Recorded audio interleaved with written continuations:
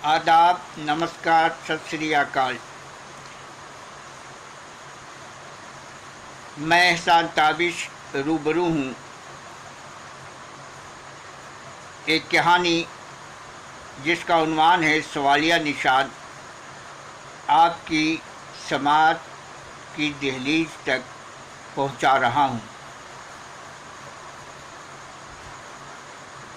भीड़ भाड़, शोर शराबा, लाउडस्पीकर की आवाज़, मज़दूर, किसान और बेरोज़गार की आवाज़ को दबा रही थी। मैं बरामदे में बैठा अखबार में सच को तलाश रहा था। अचानक हाँफता काँपता गंदी बस्ती में रहने वाला दिन भर का थका पुरुष मेरे सामने आते ही बोल पड़ा, साहब जी, क्या है आज के अखबार में? साहब जी, सब कह रहे हैं चुनाव आ गया है। आज मेरी बस्ती में नेताजी भी आए थे। फिर क्या हुआ?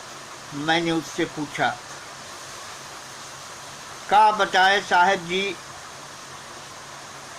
हाथ जोड़े नेताजी मेरे सामने खड़े थे। मैं उन्हें और वो मुझे देख रहे थे। कुछ देर के बाद नेताजी 1000 रुपया बढ़ाते हुए मुझसे कहने लगे, तुम भी पासवान, मैं भी पासवान, लो 1000 रुपया, वोट हमें देना, इस दफ़ा वोट हमें देना। मैं उसकी सोच के अंजाम तक की कहानी सुनने के लिए उससे फिर मुखातिब हुआ और पूछ बैठा, फिर क्या हुआ? दिन भर का थका पुरुष खामोश होने के बाद गोया हुआ, फिर होना क्या था साहब जी? कभी मैं रुपया को, कभी नेताजी को देख रहा था और नेताजी के पीछे जिंदाबाद जिंदाबाद जिंदाबाद कहते लोग कुत्ते की तरह भूख रहे थे। गली में कीचड़ पसरा था। बच्चे गंदे पानी में नहा रहे थे और सामने खड़ा नेता मुस्कुरा रहा था। मुस्कुरा कर बस एक ही बात वो कहे जा रहा था, ले लो 1000 रुपया ले लो, वोट हमें दो, वोट हमें दो। बोलते बोलते फिर दिन भर का थका पुरुष खामोश हो गया। तब मैंने कहा, ये नेता भी ना मजबूरी का फ़ायदा उठाते हैं, सब्ज़ बाग दिखाते हैं। हाँ साहब जी, ठीक कहा आपने। देखिए ना, कोरोना पर काबू पाना दुश्वार हो रहा है। तलवे के छाले सोने नहीं देते। जिंदगी तश्वीशनाक हालत में है। मन की बात सब कर रहे हैं, बात मन की कोई नहीं सुन रहा है। बेचारगी और जिल्लत का बोझ धोते धोते थक गया हूँ साहब जी। दिन भर के थके पुरुष की बात सुनकर मेरी आंखों में आंसू भर आए। आप क्यों रो रहे हैं साहब जी? रोने के लिए तो मैं पैदा हुआ हूँ। मैं खामोश रहा, वो बोलता रहा। मैं कहना चाहता था मगर कह न सका कि हालात ने सबको रुला दिया है। रोने वालों में तू अब अकेला नहीं है।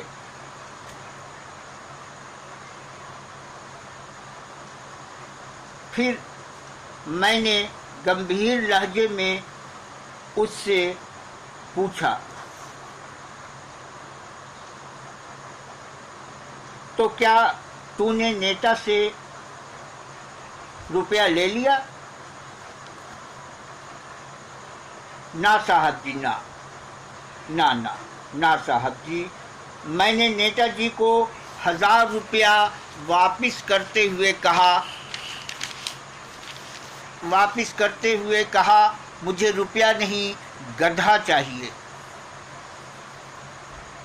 मुझे गधा लाकर दे दो नेताजी। मुस्बत और मनफी लहरों का रक्स रुका नहीं, बस वादा करके नेताजी चले गए। 2 दिन बाद आज फिर नेताजी आए, मगर खाली हाथ थे। गधा तो नहीं ला सके, मगर गधे की सूरत बनाए खड़े थे। डंडे से पड़े चोट को बर्दाश्त करते हुए मैंने नेताजी से कहा, आप पासवान हैं, भगवान हैं या किसी की जान हैं, मैं नहीं जानता।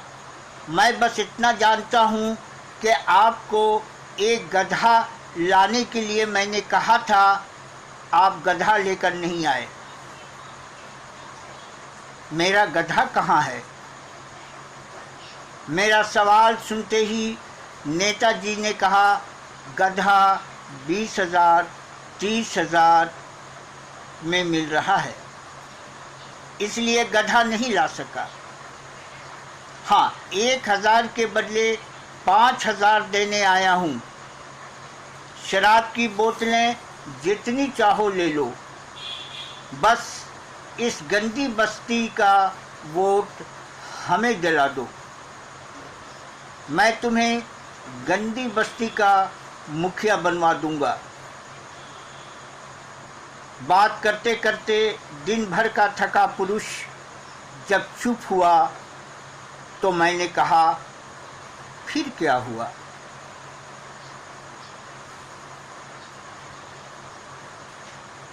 होना क्या था साहब जी? मैं नेताजी की बात सुनता रहा, उन्हें देखता रहा।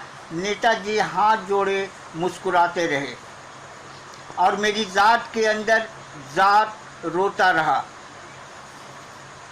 रोते रोते मैंने नेताजी से कह दिया, तुम एक गधा खरीद नहीं सकते, 1,000 2,000 5,000 में इंसान खरीदने निकले हो। देखो, इस गंदी बस्ती से जितनी जल्दी हो निकल जाओ। निकल जाओ नेताजी, निकल जाओ। कौन चमार है?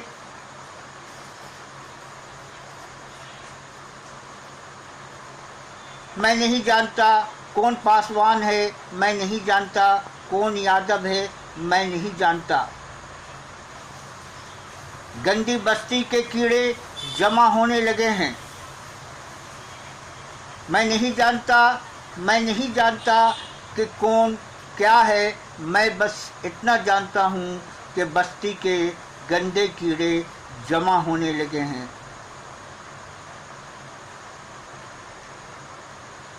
तुम निकल जाओ नेताजी। गंदी बस्ती में रहने वाला दिन भर का थका पुरुष हूँ। मैं इंसान हूँ।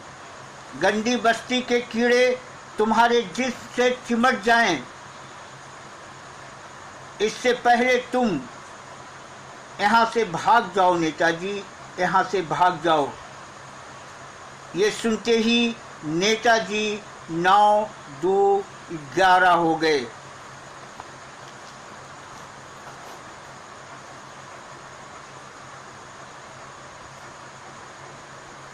साहब जी, मैंने ठीक कहा ना?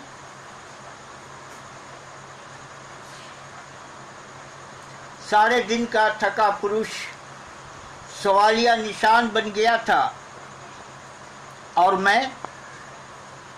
मैं इस थके पुरुष को देख रहा था